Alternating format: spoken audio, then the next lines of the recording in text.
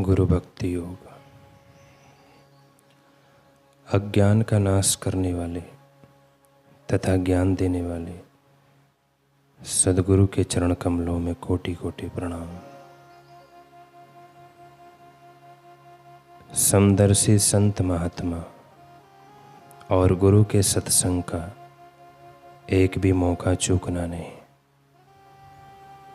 अपने स्थूल मन के कहे अनुसार कभी चलना नहीं।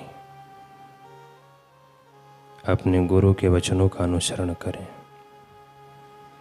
उच्च आत्माओं एवं गुरु के स्मरण मात्र से भौतिक मनुष्यों की नास्तिक वृत्तियों का नाश होता है और अंतिम मुक्ति हेतु प्रयास करने के लिए उनको प्रेरणा मिलती है। तो फिर गुरु सेवा की महिमा का तो पूछना ही क्या। जिस प्रकार दो खरगोशों के पीछे दौड़ने वाला मनुष्य दो में से एक को भी पकड़ नहीं सकता, उसी प्रकार जो शिष्य दो गुरुओं के पीछे दौड़ता है वे अपने आध्यात्मिक मार्ग में सफलता नहीं प्राप्त कर सकता। अहम भाव का नाश करने से शिष्यत्व की शुरुआत होती है। शिष्यत्व की पहचान माने गुरु भक्ति। गुरु के चरण कमलों में आजीवन आत्मसमर्पण करना यह शिष्यत्व की निशानी है।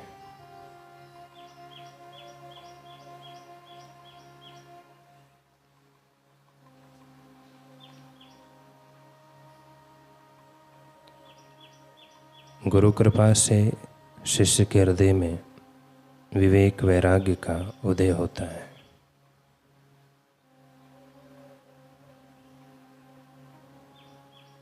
गुरु भक्ति योग को जीवन का एकमात्र हेतु ध्येय एवं वास्तविक रस का विषय बनाओ। आपको सर्वोच्च सुख प्राप्त होगा। गुरु के प्रति भक्ति भाव के बिना आध्यात्मिकता नहीं आ सकती है।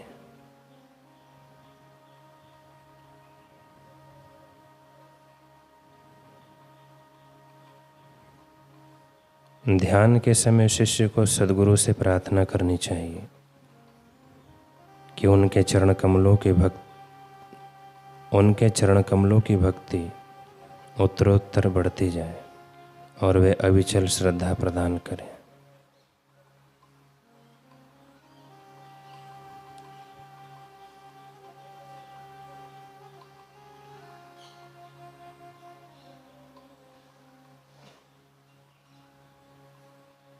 सत्संग से आत्मज्ञान।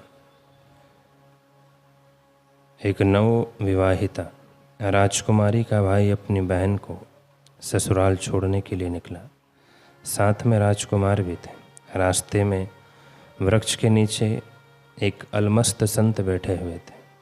थोड़ी देर तीनों वहीं बैठ गए।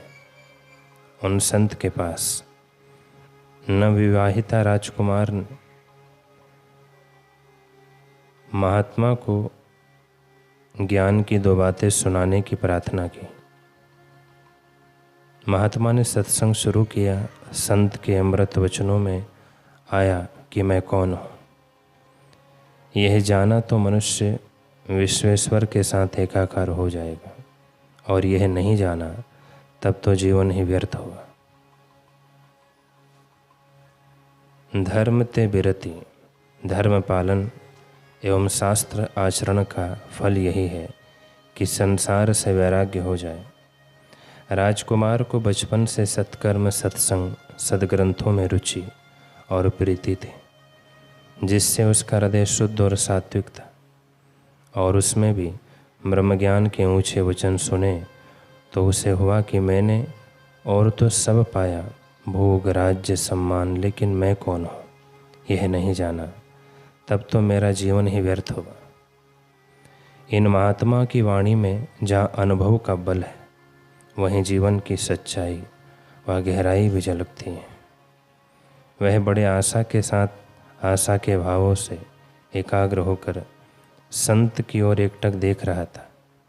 इतने में राजकुमारी के भाई ने पूछा, क्या इतना एकटक होके संत को देख रहे हो? क्या आपके मन में भी वैराग्य के भाव आ रहे हैं? सुनकर राजकुमार चुप रहा। राजकुमार की चुप्पी देखकर फिर राजकुमारी के भाई ने मजाक में कहा कि आपको यदि वैराग्य उमड़ भी रहा हो तो मेरी बहन भी आपका साथ दे देगी, अर्धांगिनी जो ठहरी है। राजकुमार ने एक एक करके अपनी सारे आभूषण अलंकार आदि उतार दिए। राजकुमार का मुकुट भी निकाल दिया। राजकुमारी के भाई को बड़ा आश्चर्य हुआ और वह रोने लगा। मैं तो मजाक कर रहा था, क्या मेरी बहन भी अब विरक्त वेश धारण करेगी? फिर मैं क्या मुंह दिखाऊंगा पिताजी को? राजकुमार ने कहा, भाई तुम्हारी बहन विरक्त वेश धारण करे या ना करे, तुमने मजाक में कहा या गंभीरता से, किंतु तुम्हारे वचनों ने मुझे आत्मज्ञान के रास्ते आगे बढ़ने में बड़ा सहयोग दिया है, इसलिए मैं तो तुमको बहुत धन्यवाद देता हूँ। राजकुमारी का भाई सिर पकड़कर खूब रोया, गिड़गिड़ाया, राजकुमार के चरण पकड़े, खूब हाथा जोड़ी की, परंतु अब पथिक की नींद खुल चुकी थी। उसे पुनः मोह निद्रा में सुलाया नहीं जा सकता था। उसने संत से मंत्र दीक्षा ली और मैं कौन हूँ की खोज में लग गया। राजकुमारी भी बहुत निर्मल मन वाली थी। भाई के वचन उसकी मति में गूंजने लगे कि मेरी बहन भी आपका साथ दे देगी, अर्धांगिनी जो ठहरी। राजकुमारी ने सारा श्रृंगार उतार दिया और पतिदेव का अनुसरण करते हुए अपना जीवन आत्मस्वरूप की खोज में लगाकर अपने आत्म वैभव को पाया। मन यदि निर्मल हो और जीवन में सत्कर्म की पूंजी हो तो दुखदायी संसार से सहज में विरक्ति हो जाए और उसमें सत्संग का प्रसाद मिल जाए तो आत्मवेता के उपदेश मात्र से आत्मज्ञान हो जाता है।